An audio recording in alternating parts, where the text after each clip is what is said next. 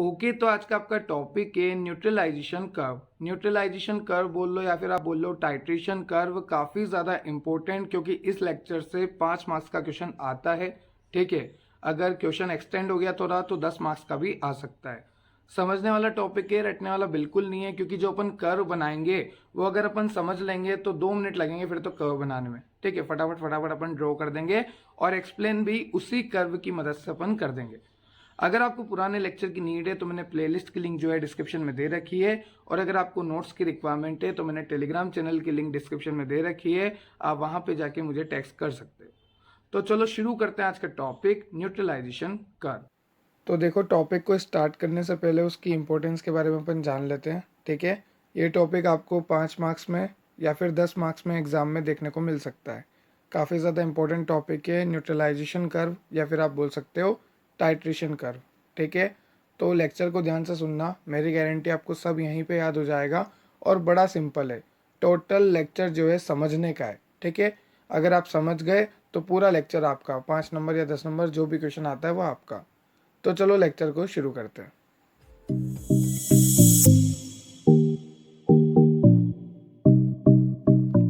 तो देखो, neutralisation curve की डेफिनेशन आप किस तरह से स्टार्ट करोगे। ठीक है, आपको ये लिखना है कि न्यूट्रलाइजेशन कर्व एक ऐसा कर्व है जिसमें एक्स एक्सिस पे तो क्या होता है, हम एल्कलाई ऐड करते हैं, मतलब बेस ऐड करते हैं। ठीक है, और वाई एक्सिस पे हम पीएच को रखते हैं।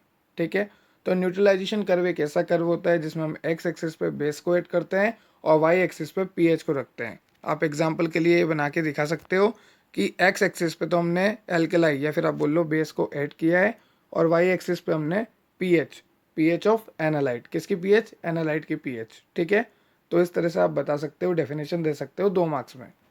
चलो अब थोड़ा सा डिटेल देखो इसका, नॉर्मल सा। तो देखो, हम इसमें 4 केसेस स्टडी करने वाले हैं। ठीक है, टोटल 4 केसेस है, 4 ग्राफ है, अच्छे से आप सुनना। उससे पहले आपको मैं बेसिक इंट्रोडक्शन दे देता हूँ पीएच स्केल का। 7 पे न्यूट्रल होता है, आप सभी को पता है कि अगर पीएच 7 होती है तो न्यूट्रल, और 7 से कम होती है तो एसिडिक, 7 से ज़्यादा पीएच होती है तो बेसिक। ये सबको पता है कि 7 से कम पीएच एसिडिक होती है और सबसे ज़्यादा 0 एसिडिक होता है, और 7 से ज़्यादा जो है 14, जैसे वो हाईली बेसिक होता है 14। ठीक है, तो 7, 8, 9, 10, 11, 12, 13, 14 ये बेसिक हो गया, और 7, 6, 5, 4, 3, 2, 1, 0 ये एसिडिक हो गया। ये बात आप सभी को पता है। तो चलो स्टार्ट करते हैं 4 केसेस। सबसे पहला केस है strong acid versus strong base. तो देखो, स्ट्रॉन्ग एसिड का एग्जांपल हो गया HCl, हाइड्रोक्लोरिक एसिड, बहुत ज़्यादा स्ट्रॉन्ग होता है। ठीक है, और स्ट्रॉन्ग बेस का एग्जांपल हो गया NaOH, ये N है। ठीक है, NaOH एग्जांपल हो गया। अब देखो हुआ क्या, सबसे शुरू में मैंने क्या करा, जैसे मैंने HCl लिया स्ट्रॉन्ग एसिड, मैंने उसको डाल दिया पानी में। ठीक है, अब जैसे मैंने इसको पानी में डाला, ये हाइड्रोजन निकला और H2O के पास आ गया। ठीक है, तो ये Cl माइनस हो गया और ये हो गया H3O प्लस। इसको बोलते हैं हाइड्रोनियम आयन। क्या बोलते हैं, हाइड्रोनियम आयन। ठीक है, अब इस पानी की पीएच कैसी होगी, एसिडिक होगी, क्योंकि मैंने इसमें डाला है HCl और वो स्ट्रॉन्ग एसिड होता है, तो पानी की पीएच भी अब कैसे हो जाएगी, एसिडिक हो जाएगी, नॉर्मल सी बात है। ठीक है, अब देखो क्या होगा, जैसे जैसे मैं बेस ऐड करना शुरू करूँगा, मान लो ये एसिडिक पीएच का सॉल्यूशन है, मस्त एसिडिक है, पर मैं यहाँ पे बेस ऐड करना स्टार्ट कर रहा हूँ। कौन सा बेस, NaOH, जो कि एक स्ट्रॉन्ग बेस है। तो ये पीएच जो है धीरे धीरे कम होगी, कम एसिडिक होती जाएगी, क्योंकि मैं बेस ऐड करता जा रहा हूँ। ठीक है, अभी मान लो ये हाईली है एसिडिक, हाईली एसिडिक मतलब बहुत ज़्यादा एसिडिक है, पर जैसे जैसे मैं बेस ऐड करूँगा ये कम एसिडिक होती जाएगी। ठीक है, तो यहाँ पे 4 पॉइंट समझाने देते हैं हर में। ठीक है, टोटल 4 केस अपन को देखना है। देखो, 4 ग्राफ देखेंगे, हर ग्राफ में 4 पॉइंट होते हैं। ठीक है, तो देखो कैसे कैसे क्या है। पहला पॉइंट आपको समझ में आ गया, मैंने स्ट्रॉन्ग एसिड को वाटर में डाल दिया। दूसरा आपको समझ में आ गया कि अब मैं NaOH ऐड करता जा रहा हूँ। ठीक है, और तीसरा पॉइंट देखो, जैसे जैसे मैं NaOH ऐड करता रहूँगा तो एक टाइम ऐसा आएगा कि यहाँ पे जो HCl के मोल थे और जो मैंने NaOH के मोल डाले वो दोनों बराबर हो जाएंगे। ठीक है, उस पॉइंट को अपन बोलेंगे इक्विवेलेंस पॉइंट। क्या बोलेंगे, इक्विवेलेंस पॉइंट, मतलब बराबर हो गए। ठीक है, समझ में आता है ये आपको कि HCl था, उसमें मैंने NaOH डालना शुरू किया। अब एक टाइम ऐसा आया, वो पॉइंट थर्ड पे आता है, एक टाइम ऐसा आया कि दोनों जो है बराबर हो गए, दोनों के नंबर ऑफ मोल्स क्या हो गए, बराबर हो गए।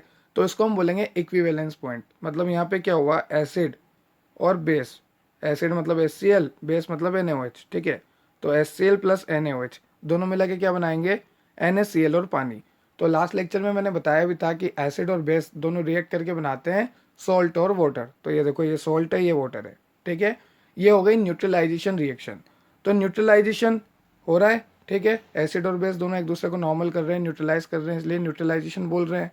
और इक्विवेलेंस क्यों बोल रहे हैं? क्योंकि दोनों के नंबर ऑफ मोल सेम है, ठीक है। तो यहाँ पे देखो, इसलिए दोनों नाम दे रखे हैं, न्यूट्रलाइजेशन कर्व बोल लो या फिर आप बोल लो इक्विवेलेंस कर्व या फिर टाइट्रेशन कर्व, ठीक है। तो ये बात आपको क्लियर हो गई होगी। अब देखो इसका ग्राफ देखते हैं अपन, HCl और NaOH का, मतलब strong acid versus strong base का, यहाँ पर है। तो देखो ग्राफ में वही सब समझा रखा है। देखो यहाँ से, जैसे ये pH है 2, 4, 6, 8, 10, 12, 14, और इधर अपन NaOH ऐड कर रहे हैं, बेस ऐड कर रहे हैं, ठीक है। ये है x एक्सिस और ये है y एक्सिस। अपन ने देखा था y पे pH होता है, x पे क्या होता है? बेस होता है, ठीक है। तो अब देखो कर्व को, यहाँ पे था HCl स्ट्रॉन्ग एसिडिक था, ठीक है। तो उसकी pH 2 बता रखी है, मतलब काफ़ी ज़्यादा एसिडिक है। अब जैसे जैसे मैंने NaOH डालना शुरू किया, मान लो यहाँ पे मैंने NaOH डालना शुरू किया, तो ये ग्राफ ऊपर की तरफ जाएगा। ऊपर क्यों जाएगा? क्योंकि बेस ऐड कर रहे हैं तो हल्का हल्का बेसिक होता जाएगा। एट थर्ड पॉइंट एक ऐसा पॉइंट आएगा जब HCl और NaOH, मतलब यहाँ पे देखो लिखा हुआ है मैंने, एसिड और बेस HCl और NaOH दोनों बराबर हो जाएंगे। तो उस पॉइंट को अपन बोलेंगे इक्विवेलेंस पॉइंट। और इक्विवेलेंस पॉइंट होता क्या है? 7 न्यूट्रल, ठीक है। pH स्केल पे भी अपन ने देखा था 7 न्यूट्रल होता है। तो यहाँ पे देखो 6 और 8 के बीच में 7 पे मैंने इक्विवेलेंस पॉइंट बना रखा है। अब अगर मैं NaOH कंटिन्यू डालता जाऊंगा तो HCl बिल्कुल ही खत्म हो जाएगा, और अब ये ग्राफ और ऊपर चल जाएगा और हो जाएगा हाईली बेसिक।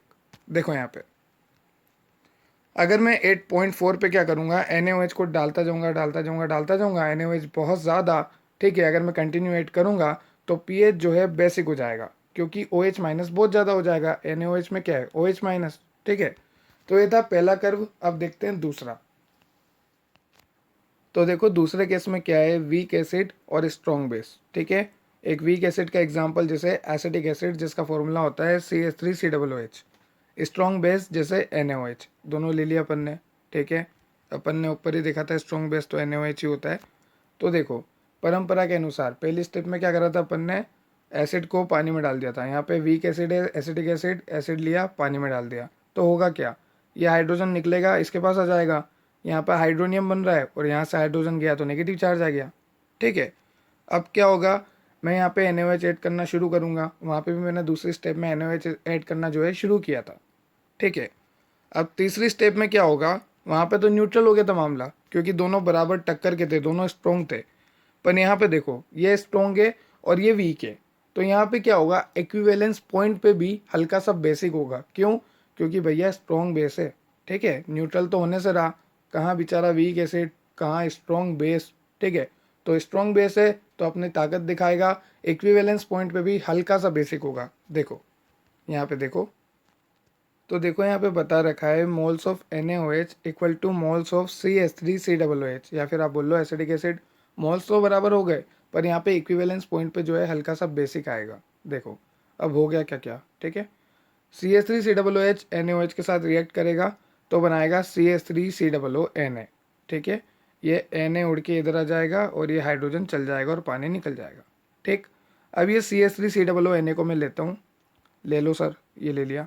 अब अगर मैं इसको तोड़ूंगा तो Na प्लस और ये माइनस, ये देखो टूट गया, बड़ा सिंपल था, ठीक है। अब मैं इसको वापस ले लेता हूँ। यहाँ पे देखो कुछ भी नहीं करा, इन दोनों की रिएक्शन कराई एसिड बेस की। यहाँ पे न्यूट्रल है ही नहीं, न्यूट्रल होगा ही नहीं क्योंकि स्ट्रॉन्ग बेस है, ठीक है। तो ये कुछ कंपाउंड बना, इस कंपाउंड को फिर उठाया मैंने और यहाँ से माइनस यहाँ से प्लस कर दिया, बस ये रहा। अब इसको मैंने फिर उठाया और पानी में डाल दिया, ठीक है, क्योंकि पानी में चल रहा है सब कुछ। तो CH3 से बोलो माइनस और वाटर। अब यहाँ पे क्या होगा, ये माइनस चार्ज यहाँ से निकलेगा हाइड्रोजन, और हाइड्रोजन निकलेगा उसके ऊपर होता है प्लस, तो यहाँ बन जाएगा CH3COOH। पर यहाँ पे क्या बनेगा साथ में, OH माइनस। और OH माइनस बनने की वजह से ही इक्विवेलेंस पॉइंट पे भी न्यूट्रल नहीं होता, pH ज़्यादा होता है, बेसिक होता है हल्का सा। क्यों? क्योंकि due to formation of OH minus ion, क्योंकि यहाँ पे स्ट्रॉन्ग बेस है। आप इतना याद रखो, उसी की तरफ ग्राफ शिफ्ट होगा जो स्ट्रॉन्ग है। देखो यहाँ पे साफ साफ लिखा हुआ भी है, this excess of OH minus ion make the solution basic at equivalence point. यहाँ पे OH माइनस ज़्यादा होता है जिसकी वजह से इक्विवेलेंस पॉइंट पे भी जो अपना सॉल्यूशन होता है वो बेसिक होता है। ग्राफ में इक्विवेलेंस पॉइंट 7 पे नहीं आता, थोड़ा ऊपर आता है। अभी अपन ग्राफ देखेंगे, ठीक है। और अगर मैं NaOH कंटिन्यू ऐड करता जाऊंगा, NaOH तो वैसे ही स्ट्रॉन्ग बेस है, ठीक है, इक्विवेलेंस पे भी हल्का सा बेसिक आ रहा है, और अगर मैं NaOH ऐड करता जाऊंगा तो हाईली बेसिक हो ही जाएगा, ठीक है। देखो अब ग्राफ देखो इसका, तो देखो यहाँ पे अपन यूज़ कर रहे हैं वीक एसिड और स्ट्रॉन्ग बेस, ठीक है। अगर वीक एसिड है तो मैं ग्राफ 0 से भी नहीं, 2 से भी नहीं स्टार्ट करूँगा, क्योंकि वीक है तो मैं 3-4 से हल्का हल्का स्टार्ट कर लूँगा ग्राफ। तो मैंने मान लो यहाँ से कर लिया। अब मैं इसमें NaOH ऐड करता जाऊँगा तो ग्राफ ऊपर बढ़ता जाएगा, और इक्विवेलेंस पॉइंट पे क्या होगा, स्ट्रॉन्ग बेस है तो वो स्ट्रॉन्ग दिखाएगा अपने आप को। तो यहाँ पे 7 पे इक्विवेलेंस पॉइंट नहीं आएगा, हल्का सा ऊपर आएगा। देखो यहाँ पे 9 तक आ रहा है क्योंकि ऊपर 10 है, ठीक है। जब 9 पे इक्विवेलेंस पॉइंट आ रहा है मतलब ये सॉल्यूशन हुआ बेसिक, ठीक है। और अगर मैं NaOH फिर भी डालता जाऊंगा तो सेम ग्राफ ऊपर पहुंच जाएगा 14 तक। तो कुछ भी नहीं है, ध्यान रखना है, जो जिसका पलड़ा भारी, ऐसा बोलते हैं ना पलड़ा भारी, तो जिसका पलड़ा भारी उधर की तरफ ग्राफ शिफ्ट हो जाएगा। जैसे NaOH जो है स्ट्रॉन्ग बेस था और बेचारा एसिडिक एसिड जो है वीक एसिड था, तो वो तो हो ही नहीं पाया शिफ्ट। और स्ट्रॉन्ग बेस ने क्या करा, इक्विवेलेंस पॉइंट पे भी हल्का सा ऊपर शिफ्ट कर दिया ग्राफ को, क्योंकि वो स्ट्रॉन्ग है, ठीक है। अब देखते हैं नेक्स्ट केस। अब यहाँ पे आ गया स्ट्रॉन्ग एसिड, अब बेचारा वीक बेस फंसेगा। तो देखो इस केस में क्या है, स्ट्रॉन्ग एसिड है, और अगर स्ट्रॉन्ग एसिड है तो आप सभी को समझ जाना चाहिए कि एसिड का पलड़ा भारी है, ठीक है। तो परंपरा के अनुसार HCl को डाल दिया पानी में, बन गया हाइड्रोनियम आयन। अब जैसे जैसे मैं इसमें अमोनिया, देखो यहाँ पे वीक बेस का एग्जाम्पल क्या ले रखा, अमोनिया, अमोनिया ऐड करना शुरू करूँगा तो यहाँ पे क्या होगा, .2 पे तो इक्विवेलेंस की तरफ जा रहा है ग्राफ अभी, और जैसे इक्विवेलेंस की तरफ जाएगा वहाँ पे HCl के मोल और NH3 के मोल बराबर हो जाएंगे। पर इस बार कर्व किस तरफ होगा, बेस की तरफ या एसिड की तरफ, एसिड की तरफ कर्व होगा। 7 से नीचे इक्विवेलेंस पॉइंट आएगा, क्योंकि यहाँ पे स्ट्रॉन्ग एसिड हमने यूज़ करा है। आई होप आपको समझ में आ गया होगा। तो देखो देख लेते हैं कर्व, यहाँ पे देखो, यहाँ पे क्या हो रहा है कि 6 पे आ रहा है। 6 पे क्यों आ रहा है, क्योंकि स्ट्रॉन्ग एसिड है, सीधी सी बात है, ठीक है। और अगर आप वीक बेस ऐड करते भी जाओगे तो भी ये जो ग्राफ है यहाँ तक नहीं पहुँच पाएगा, क्योंकि वो वीक बेस है, ठीक है। आप कितना ही ऐड कर लो, वीक है, हमारे पास है स्ट्रॉन्ग एसिड। और अगर स्ट्रॉन्ग एसिड है तो न्यूट्रलाइजेशन कर्व या फिर आप बोल लो इक्विवेलेंस पॉइंट में 7 से पहले ही आ जाएगा, क्योंकि एसिड हमारा स्ट्रॉन्ग है। आई होप आपको समझ में आ गया होगा। अब लास्ट ग्राफ है आपका वीक एसिड वीक बेस। तो देखो यहाँ पे दोनों ही वीक हो गए, वीक एसिड भी हो गया, वीक बेस भी हो गया। अब दोनों ही वीक है, तो ये जो है एक्वस में हम यूज़ नहीं करते। अभी तक आपने देखा सबसे पहले अपन पानी में डाल रहे थे, पर यहाँ पे हम एक्वस में यूज़ नहीं कर सकते। क्यों, क्योंकि हमें शार्प एंड पॉइंट नहीं मिलता, अच्छे से एंड पॉइंट नहीं मिलता, इक्विवेलेंस पॉइंट का पता ही नहीं लगता है। तो हम इसको करते हैं नॉन एक्वस में। तो अगले लेक्चर में देखेंगे नॉन एक्वस टाइट्रेशन, ठीक है, कैसी होती है, क्या क्या होती है, वो आपका नेक्स्ट लेक्चर है। नंबर 4 का आप ग्राफ देख सकते हो, आपको इस तरह से याद रख लेना नॉर्मल, बस सीधी बात है, ठीक है। इसमें कुछ समझाने जितना है नहीं। अपन एक्वस में नहीं कर सकते क्योंकि एंड पॉइंट अपने को सही से नहीं आता, इसलिए अपन नॉन एक्वस में करते हैं, इतनी सी बात है, ठीक है। तो इस तरह से आपको ग्राफ याद करना है, बस नॉर्मल है। तो ये था आज का आपका लेक्चर। मिलते हैं नेक्स्ट टॉपिक में नेक्स्ट वीडियो के साथ। अगर आपको इससे रिलेटेड कोई क्वेरी है तो आप कमेंट सेक्शन में कमेंट कर सकते हैं। और दूसरी बात, ये चैनल सिर्फ फार्मेसी के लिए नहीं, नीट वालों के लिए भी है। तो अगर अपने जान पहचान में कोई नीट वाला है तो ज़रूर सजेस्ट करना, क्योंकि मैंने उनके लिए काफ़ी क्विक रिवीजन और साथ में MCQ प्रैक्टिस करवा रखे हैं इसी चैनल पे। और अगर आपको फार्मेसी वालों को, फर्स्ट सेमेस्टर वालों को और भी कोई लेक्चर देखना है तो HAP के, फार्मास्यूटिक्स के, एनालिसिस के, सबकी मैंने प्लेलिस्ट की लिंक जो है डिस्क्रिप्शन में दे रखी है, इसी डिस्क्रिप्शन बॉक्स में जाके विजिट कर लेना। Thank you.